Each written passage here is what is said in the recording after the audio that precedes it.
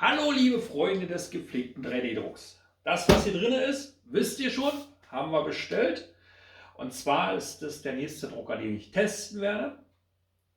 Und zwar Verpackungsinhalt oder Testkriterien oder Informationskriterien für alle ist, was ist in der Verpackung drin? Wie gut ist das Gerät verpackt? Aufbau ist eine Anleitung dazu, wenn ja, wie gut ist sie? Kriegt es auch ein Laie hin? Wie gut ist das Gerät? Muss was an dem Gerät verbessert werden? Können wir das selber verbessern?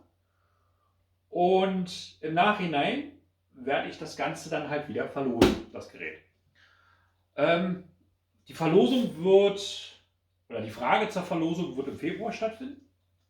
Die Verlosung selbst wird dann Mitte März sein. Und was ist hier drin? Ein Anycubic Cobra. Wer die letzten Videos gesehen hat, der weiß, dass ich das Ding gekauft habe. Und wir fangen an, das Ding auszupacken. Ne? Natürlich müssen wir gucken, dass wir den Karton nicht kaputt machen. Weil wir wollen das Ding hier wieder verpacken. Das ist der Nächste, der das dann halt haben tut. Nach Möglichkeit denselben Karton bekommt. So.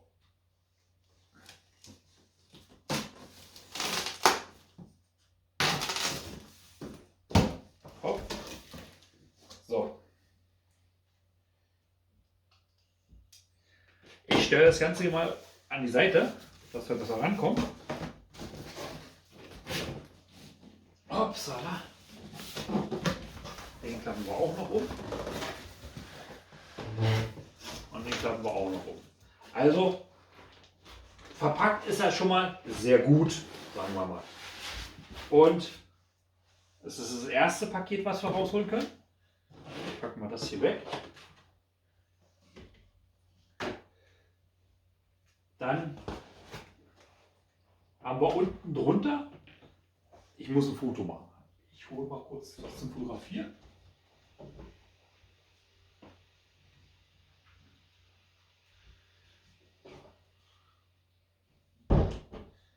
Und das auf euch hochheben ist risikobelastet, möchten wir nicht.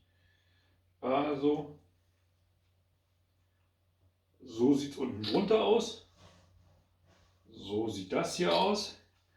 Und jetzt versuche ich das mal hier so rauszubekommen, wie es eigentlich sein sollte oder nach Möglichkeit sein sollte. Das hier ist der komplette Extruder mit keine Ahnung was alles dran. Sieht erstmal sehr solide, sehr schön und sehr sauber verarbeitet aus. Gefällt mir. Kann man mit Garantie auch was verändern. Werden wir sehen. Dann geht es weiter.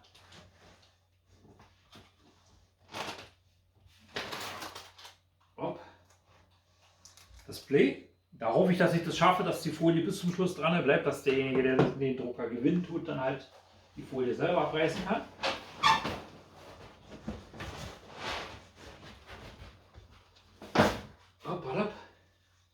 Und der eigentliche Drucker, also das untere Teil davon. Teil 1, Teil 2. Ist hier noch irgendwas drin? Ja, hier ist noch was drin. Wird der Filamentrollenhalter sein? Noch irgendwas hier? Also der Karton ist schon mal leer. Dann gucken wir weiter hier.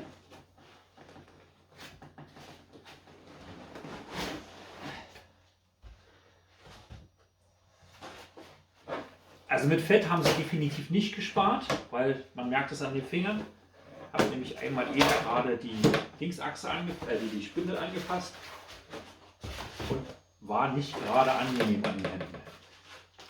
So, dann haben wir hier das zweite Teil, wo dann halt die Z-Achse und die X-Achse drauf gelagert ist.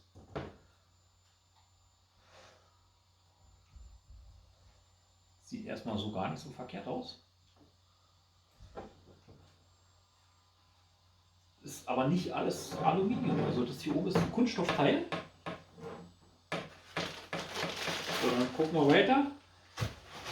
Haben wir hier natürlich noch so ein schönes Beutelchen.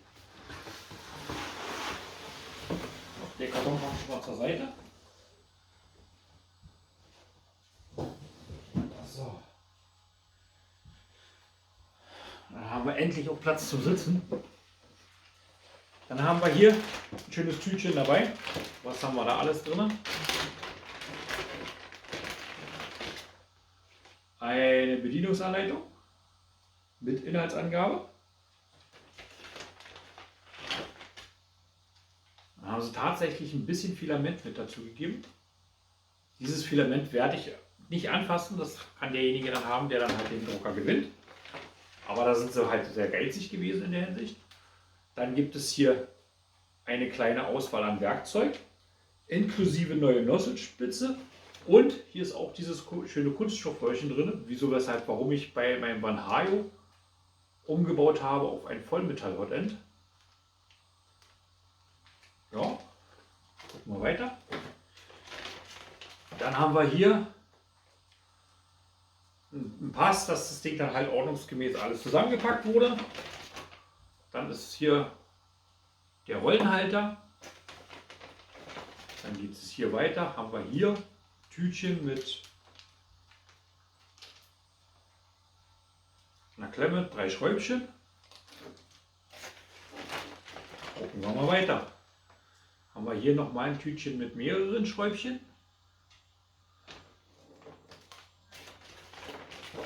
Dann haben wir hier das Anschlusskabel für Europa, ist das richtige sogar. Und dann geht es weiter. Was haben wir hier? Eine SD-Karte, Mini-SD-Karte, ohne Adapter, muss ich dazu sagen. Dann haben wir hier noch mal ein Tütchen mit lange Schrauben. Dann haben wir hier ein USB-Adapter für die Mini-Karte. Also ohne Adapter ist gecancelt. Ja, was das ist, weiß ich noch nicht. Und das wird wahrscheinlich die Schraube sein, um den Filamentrollenhalter zu halten. Also erstmal so im Großen und Ganzen ein kleines Sortiment an Zubehör. Fangen wir an, das Ding zusammenzubauen, weil so wie es aussieht, ist das nicht viel. Was mir schon auffallen tut beim ersten Anschauen, man hat hier eingefräst, dass man da halt genau die Position findet. Genauso hat man das auch auf der Seite gemacht. Finde ich schon mal so sehr positiv, weil da hat man nicht so die große Möglichkeit, dass man das links und rechts irgendwo hin, also wegschrauben kann, sozusagen. So, dann ist, müssen wir mal gucken hier. Hier ist vorne, so wie es aussieht.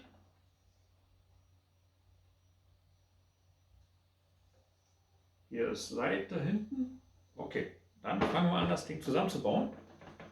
Und dazu brauchen wir das Tütchen mit dem Werkzeug.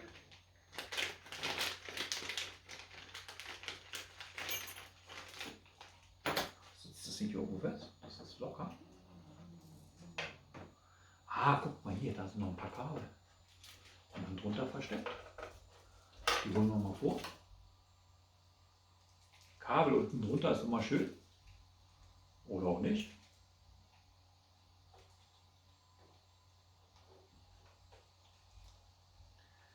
Dann ist hier ein Kabel.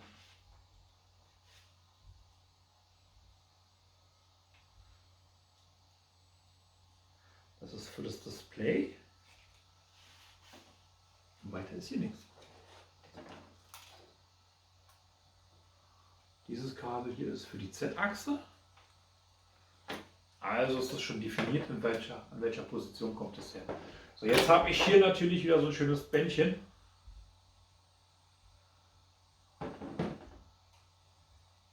Gehe ich das Seil auf? Bestimmt.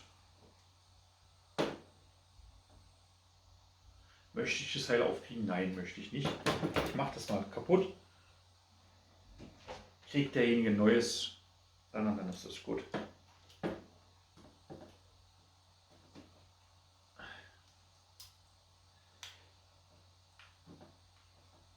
Ist ja nur ein Kabelbinder. Aber der sitzt fest. Der sitzt fest. So. Den haben wir entfernt. Wir haben ja hier so ein schönes Heftchen. haben wir gesagt, wir wollen ja gucken, ob man nach der Anbauanleitung hier das Ding aufbauen kann. Also sollte man das vielleicht auch mal tun.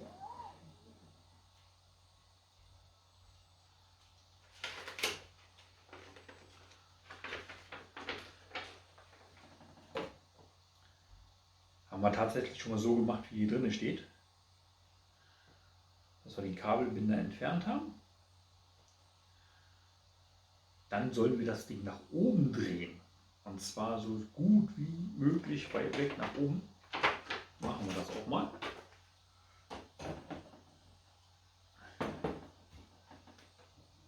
Hier hinten an der Achse, warte, machen wir so, dass ihr das seht. An der Achse hier können wir das nach oben drehen. Und die haben wirklich nicht mit Fett gespart. Also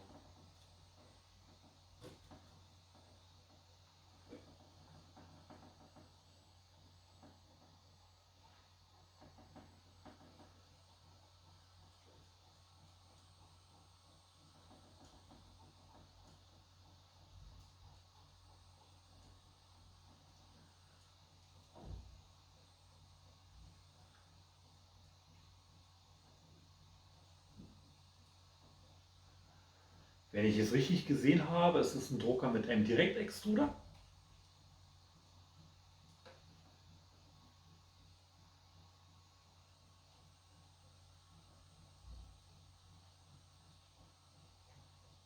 So, haben wir erstmal eine schöne Höhe. Boah, voll fettig. So, jetzt gucken wir mal weiter. Dann sollen wir das Ding darauf stellen und von unten die Schrauben durchschieben. Schieben wir erstmal die Schrauben durch. Da sind die langen Schrauben mit gemeint.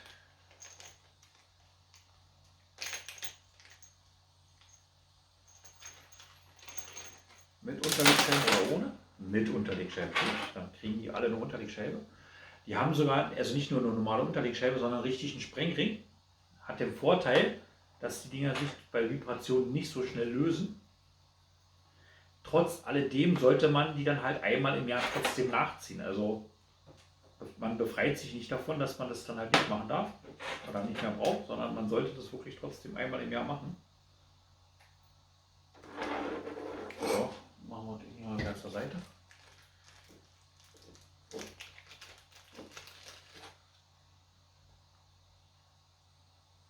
So.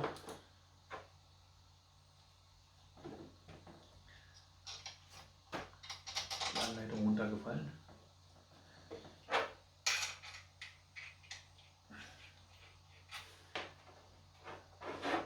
Machen wir das mal Step by Step. Danke. Magst du mir mal kurz helfen, Johnny? Und zwar muss ich nämlich jetzt das Ding hier drauf. Irgendwie so.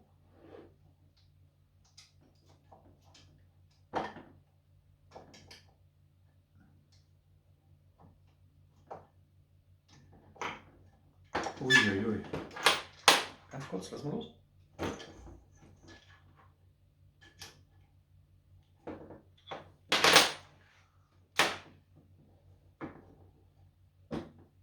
So. So. Also bei der Ausfräsung ist Spiel. So, jetzt ist mir die Schraube rausgerutscht. Guck mal her. Nimm mal die Schraube hier. Warte. Machen wir mal so, dass wir das den Leuten zeigen können. So, hier oben durch das Loch.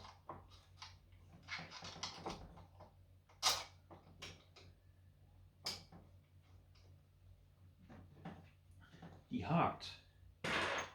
Warum hakt die? Gucken wir gleich nach. Die lässt sich gar nicht erst reinschrauben.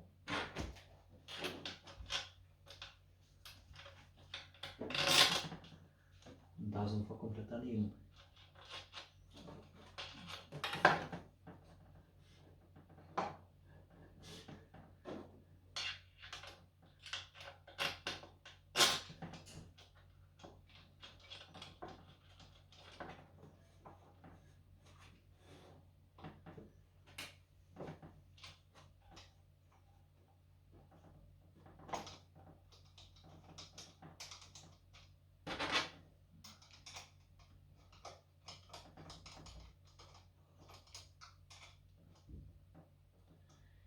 die erstmal nur ein bisschen rein, noch nicht komplett fest.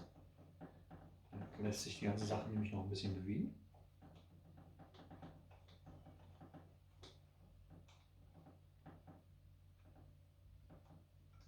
Holen wir die nochmal raus. Drehen wir den ganzen Spaß rum, aber pass auf, dass das Druckbett sich nicht hin und her bewegt. Da könntet ihr euch dann nämlich ärgern. Eventuell. So.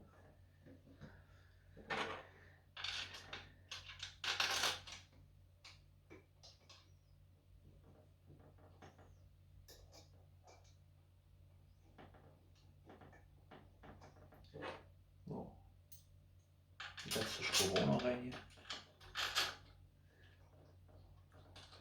Wenn ihr sowas zusammenbaut, macht auf alle Fälle nicht den Fehler, wie man also nicht den größten Fehler, den man machen könnte.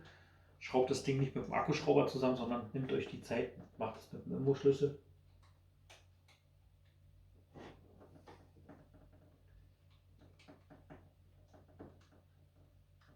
Hier passt die Schraube nicht.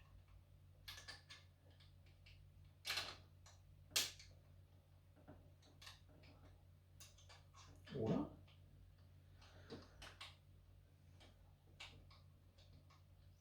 Die lässt sich hier nicht einschrauben.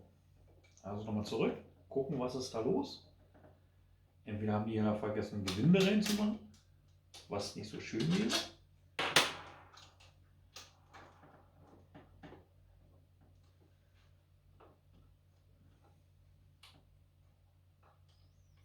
Passt wirklich nicht rein.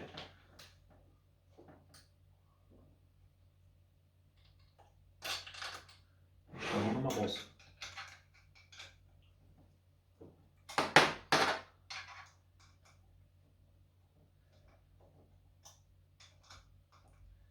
Also mir ist jetzt wichtig, dass das hier ein ungeschnittener Film ist, dass ihr wirklich seht, was ist beim Aufbauen oder was kann beim Aufbauen alles passieren.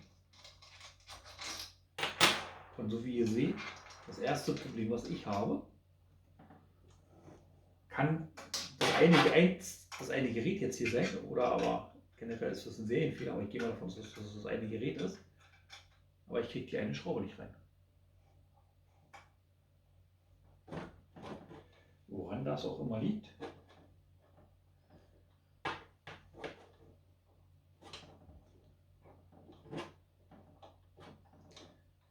Wir sind auf Fehlersuche.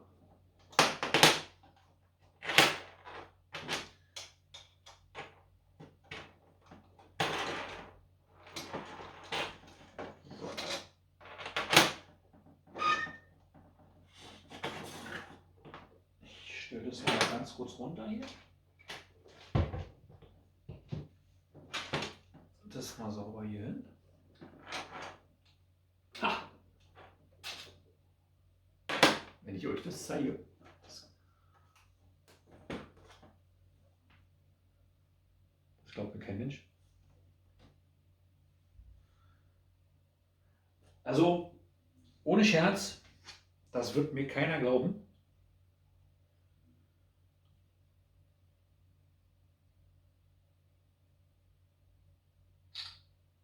Ich mache deshalb auch ein Foto mit rein. Davon, dass man das sieht. Man hat angefangen, ein Loch zu bohren.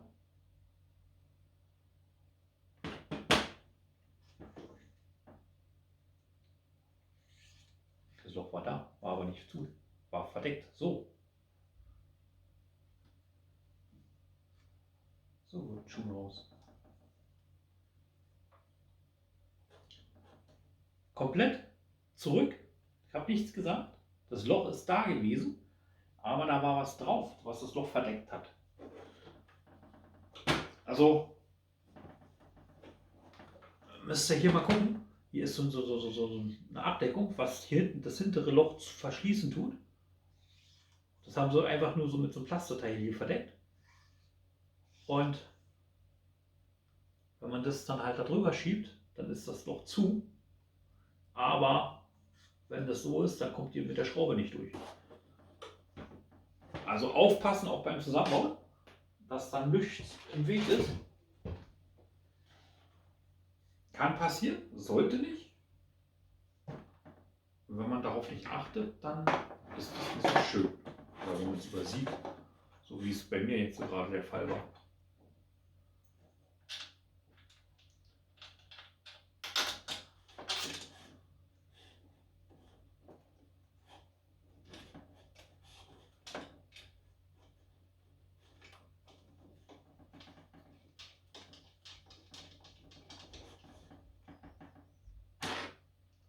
So.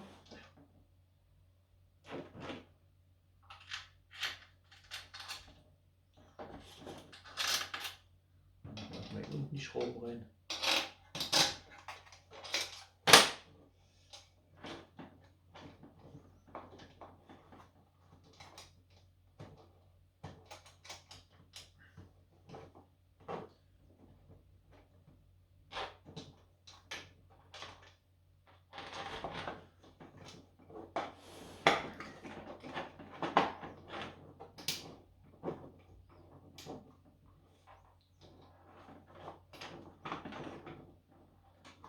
Ist nicht einfach. Also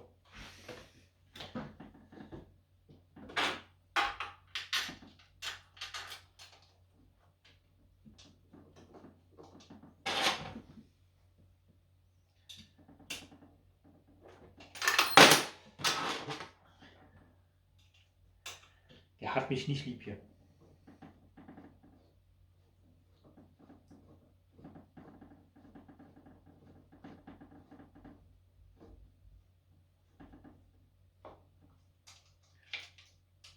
Noch nicht fest, aber schon ein bisschen fester.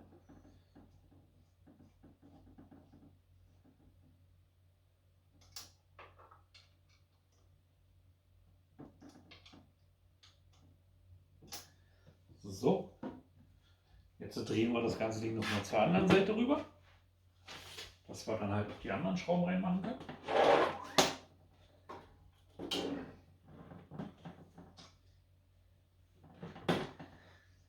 So.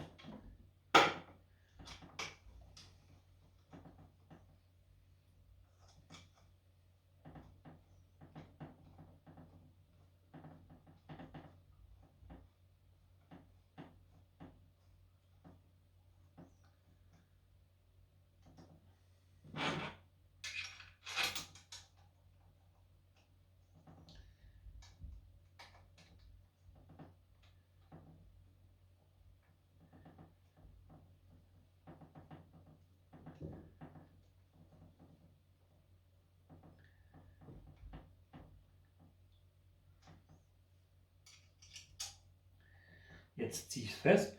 Und jetzt beim Festziehen, der Imbusschlüssel hat nicht umsonst eine gewisse Länge. Einfach wirklich bloß mit einem Finger und anziehen und nicht mehr. Also, ja, weil wenn ihr zu doll anzieht, es ist nur Aluminium, dann habt ihr zu hohen Kraftaufwand dann sozusagen.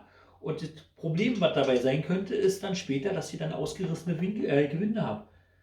Und dann gibt es manchmal nur zwei Möglichkeiten, das zu reparieren. Möglichkeit 1, Profil austauschen, oder Möglichkeit 2, mit Helicoil arbeiten. Und Variante 2, also Helicoil, funktioniert, aber nicht immer. Ja, so. Jetzt haben wir das soweit. Dann ist hier ein Stecker dabei, der passt nur einmal rein. Steht auch ganz groß dran. Na, Z. Der kommt dann hier hinten an den Motor ran und damit ist die Z-Achse dann auch angeschlossen. Dann haben wir hier weiter ein schönes Kabelchen, wo dann einmal X dran steht, wobei die X-Achse hier ist.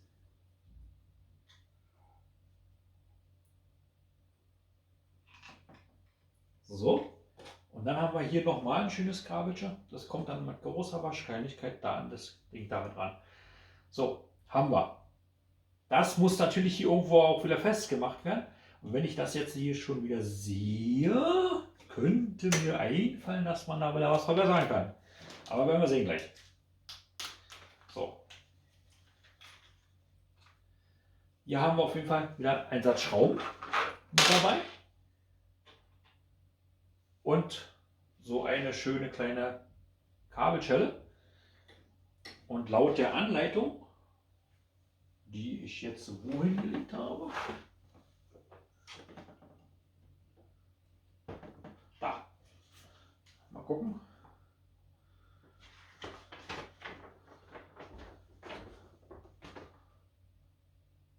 Wir sind noch gar nicht so weit. Wir sollen erstmal das Hotend anbauen. Dann tun wir dieses. Das ist das schöne Teil. Und zwar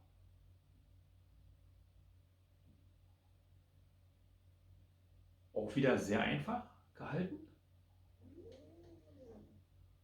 Schieben wir mal hier rüber in die Mitte. Kommt so rauf. Und dann sind links und rechts dann halt jeweils 4 Schrauben, die reinzuschrauben sind, und dann ist die Sache erledigt. Also brauchen wir jetzt die Tüte mit den 4 Schräubchen.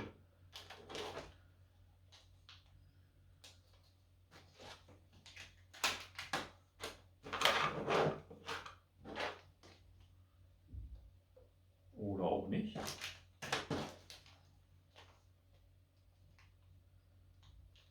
Was haben wir da für Schrauben genommen? Steht das hier drin? Ein 3x6.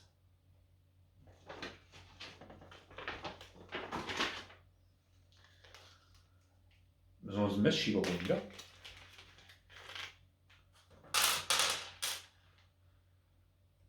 Aber das sieht nach M3 aus. Das auch. Haben wir uns das. So. Brauchen wir natürlich wieder den passenden Muster dazu. Zu groß. Genau richtig. Und dann kommt jetzt hier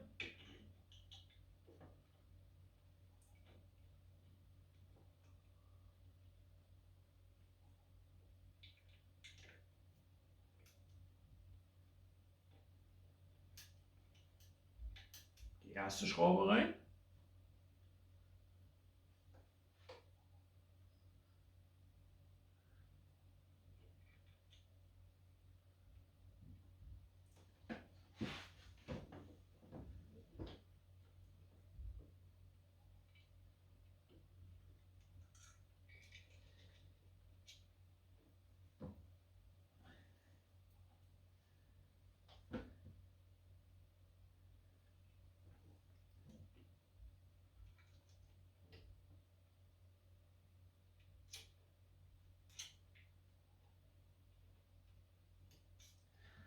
Also ich bin ganz ehrlich, Wartungsarbeiten graule ich mich so ein bisschen davor an dem Gerät. Weil es war alles schön ordentlich verpackt.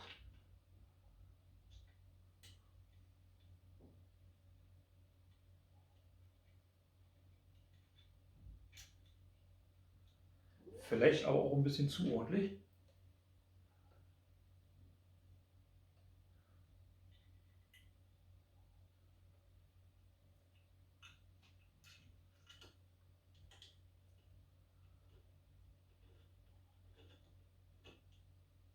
So. Wenn ich jetzt, ich stelle es mal hier so zur Seite, so jetzt hier schon gucke, dann sehe ich hier, dass ich hier Spiel habe. Jetzt habe ich hier oben aber auch einen Anschlag dran. Habe ich den unten auch? Nein, habe ich nicht. Also hier oben habe ich einen Anschlag dran. Ich drücke den mal komplett gegen den Anschlag hier gegen und ziehe das an und hoffe, dass es sich beim Drucken nicht löst. Also, weil das, was hier dann halt wieder fehlt, sind dann halt Unterlegscheiben oder Sprengringscheiben oder nicht so schön.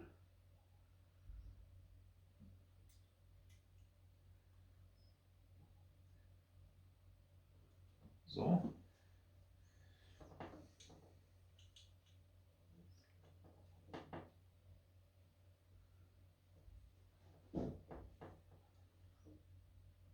So.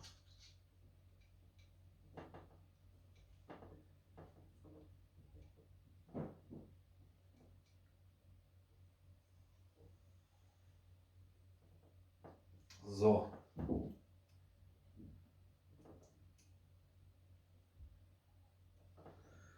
Noch ein bisschen nachziehen.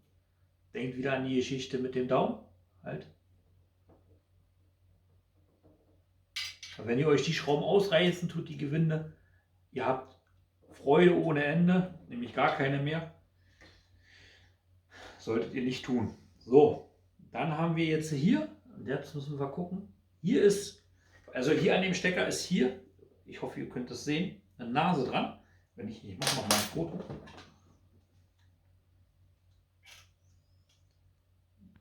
Da ist eine Nase dran, wie ihr hier auf dem Foto sehen könnt. Und diese Nase muss genau daran. Also kann man da eigentlich schon mal nichts verkehrt machen. Dann gibt es hier noch so zwei so eine Haken. Also erst die Haken zur Seite gedrückt, rauf und dann springen die Haken beim Reindrücken tatsächlich auch wieder rein. Also ich zeige euch das. Ich mache da nochmal ein Video mit einer Nahaufnahme. Also Video nah. Ja, sobald ihr hier das hier reindrückt, dann springen hier die Nasen hier automatisch gleich mit rein und so soll es dann sein. So, haben wir. Jetzt gucken wir weiter in der Anleitung. Haben wir schon wieder was übersprungen, so wie es aussieht. Wir sollen das Display anschrauben und zwar M5x14 und M5x6. Das sind dann die Schrauben hier. Und jetzt wird es wahrscheinlich richtig lustig. Ich lasse das mal so stehen. Das Display soll jetzt so hier festgeschraubt werden.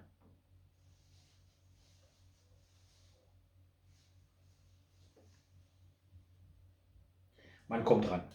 Man kommt dran. Also ist zwar nicht super schön, aber man kommt dran.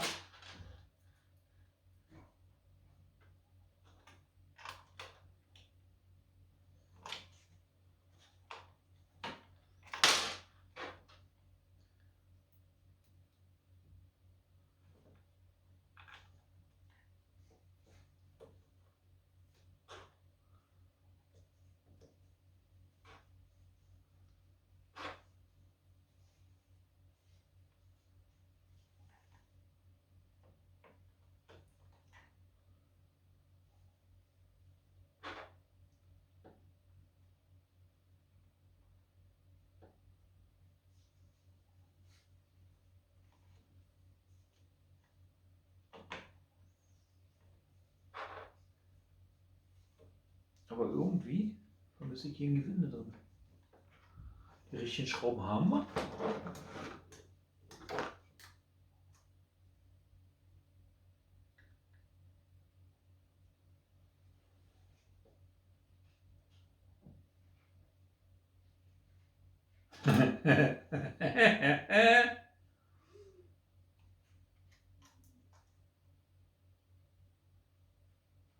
Also das ist jetzt immer wirklich ein Ding, da kannst du lachen. Aber lustig ist das eigentlich gar nicht. Weil, ja,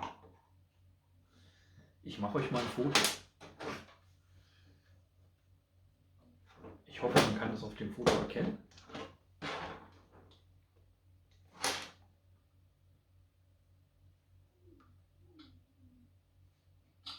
So sind die Gewinde angeordnet.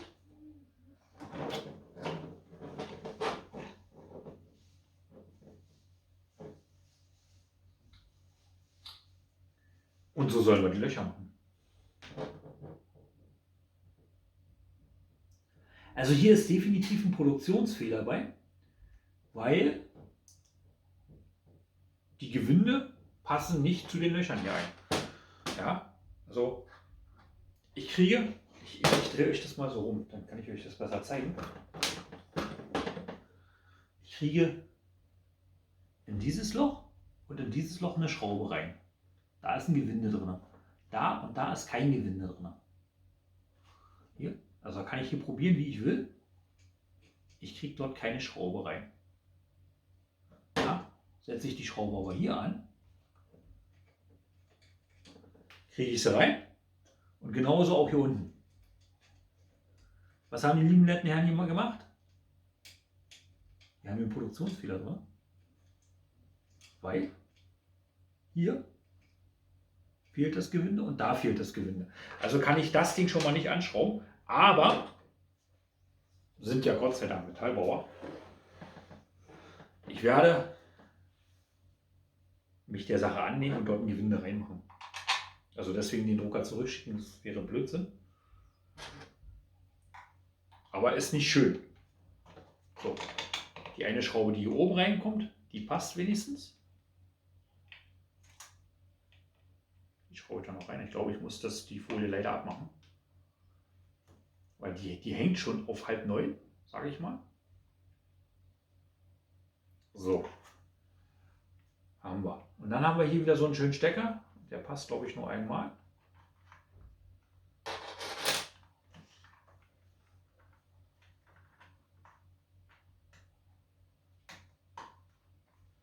So, haben wir.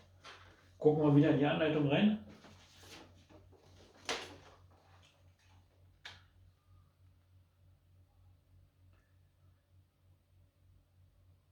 Man soll, also das ist später erst.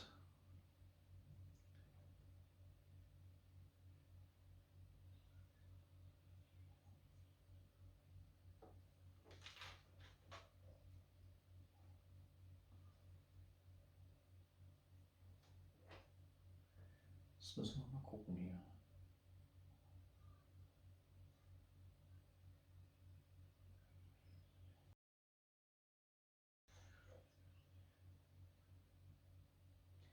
Das haben wir, das haben wir. Das haben wir, das haben wir. Jetzt kommen wir zu dem Part mit der Kabelstelle. Diese welche da.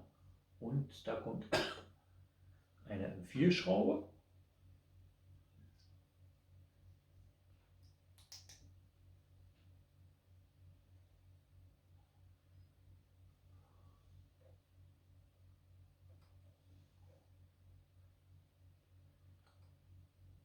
Und das Kabel da rein.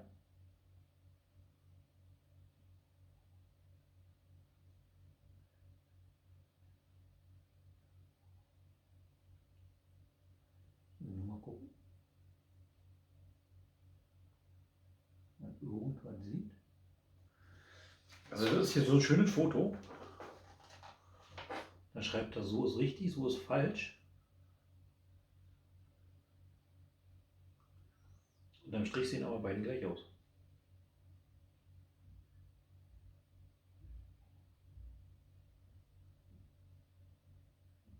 Ach so. Ach so. So kannst du quasi.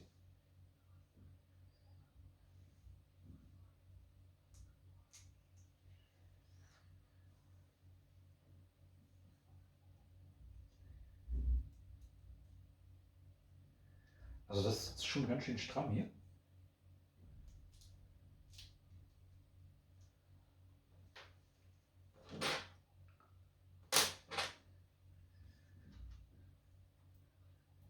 Jetzt drehen wir mal wieder zu euch, dass ihr seht.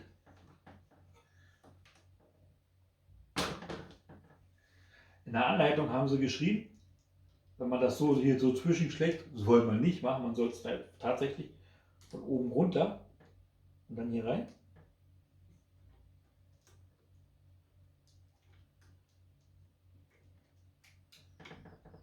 Und dann einfach nur hier festschrauben.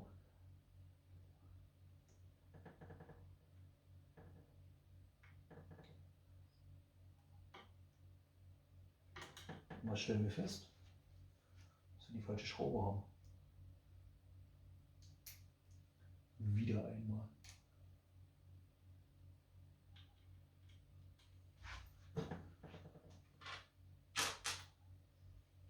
Das ist diese welche da. Dann haben wir natürlich auch den falschen Minus. So. So.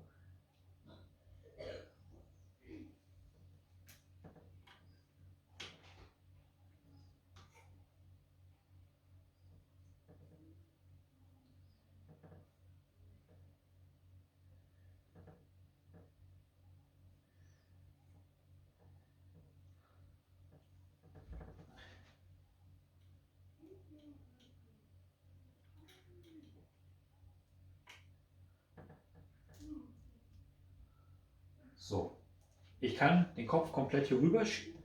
Ist immer noch genug Spiel. Zu der Seite rüber ist dann auch schön. Ich zeige euch mal was. Ich zeige euch mal was. Guckt mal hier auf das Kabel. Wenn der Drucker eins macht, und zwar hier rüber, dann klemmt das Ding sich hier komplett einmal fest.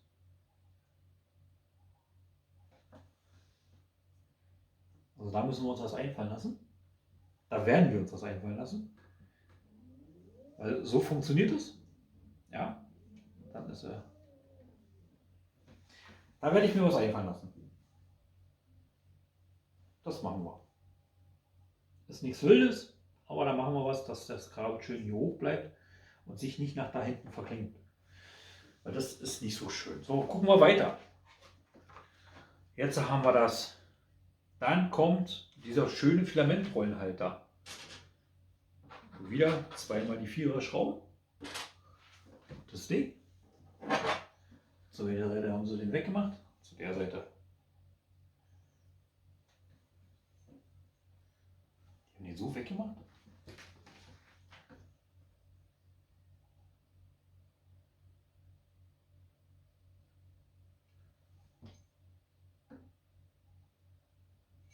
So.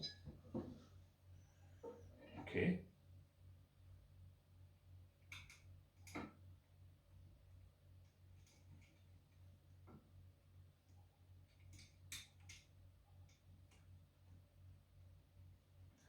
Also ich bin nicht der große Freund von den Filamentrollenhaltern, wenn der hier oben drauf ist. Ja, das ist,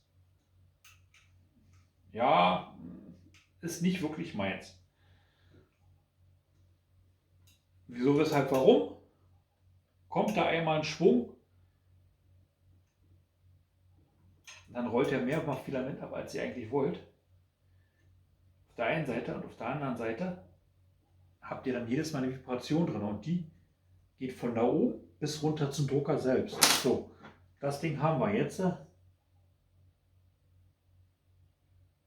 wir das hier noch? Hier durchstecken.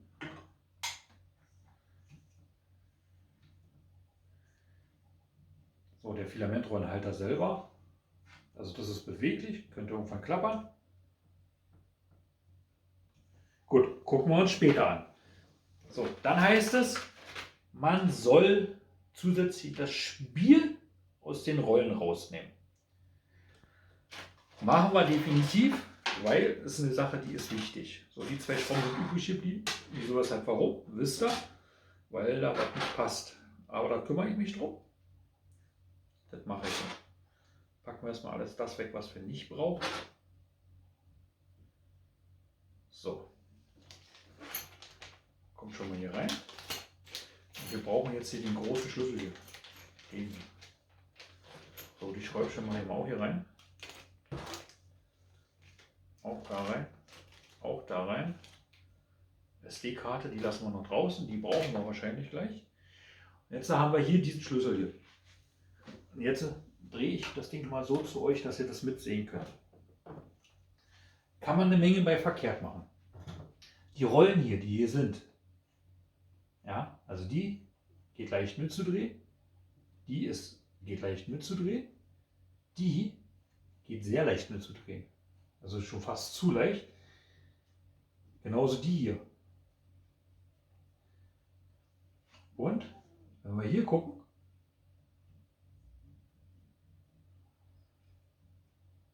die ist schon fast zu fest.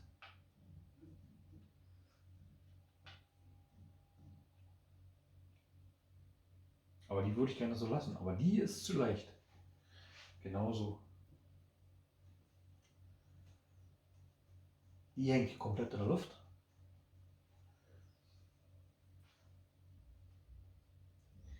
Und da habt ihr hier, auf der Seite hier, eine Stellschraube. Und da nur ein ganz kleines bisschen. Das war schon zu viel.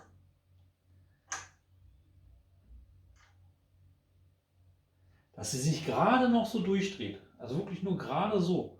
Ja, hier ist viel zu viel Spiel drin.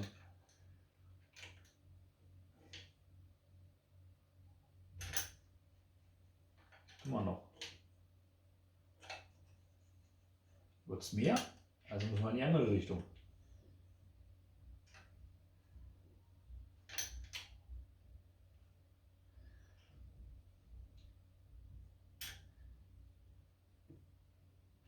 Mit Aufwand, also wirklich mit Aufwand, könnt ihr die Rollen noch drehen, aber die gehen nicht mit einem Finger zu drehen. Ja? Also dann ist es perfekt. Stellt es nicht zu fest. Wenn es zu fest geht, dann arbeiten eure Motoren bloß wie doll. Und dann werden die nur heiß. Ist nicht gerade sinnvoll. Und was noch dazu kommt, ist, die Kunststoffrollen nutzen sich dann noch ab und ihr müsst dann ziemlich schnell neue Rollen kaufen. Das heißt, wenn ihr hier ja, einfach so das noch drehen könnt, dann ist es gut. Sitzt die Rolle fest, ist es nicht mehr gut. Die hier, ja, kann ich drehen, aber ich habe da irgendwie, kann ich mir nicht helfen. Aber die ist gut. So, haben wir. Also wir haben jetzt quasi, gucken wir mal ganz kurz in die Anleitung rein. Nach Anleitung das Gerät einmal komplett aufgebaut. Oder auch nicht.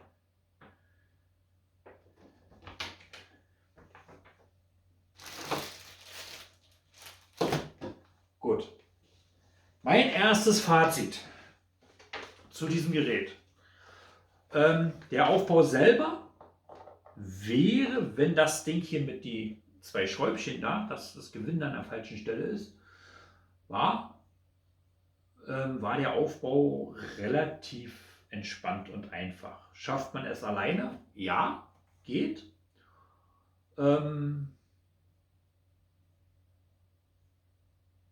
Ja. Von der Verarbeitung her, da wie gesagt sind zwei Gewinde, die sind an der falschen Stelle. Das ist das, was mir aufgefallen ist. Dann habe ich hier eine Stelle, da ist ein bisschen Farbe weg. Das kann aber auch sein, dass ich das gewesen bin. Also das möchte ich mich nicht festnageln jetzt. Dann haben wir hier die Möglichkeit für einen USB-Anschluss und eine SD-Karte. Aber der USB-Anschluss ist nur dafür da, um Daten zu empfangen, nicht um irgendwas raufzuspielen oder irgendwas. Ja. Hier machen wir dann, wenn wir den ersten Druck machen. Hier kommt ihr zu meinem Kanal. Hier oben, da könnt ihr eins meiner letzten Videos sehen. Und das hier unten, das könnte für euch auch interessant sein.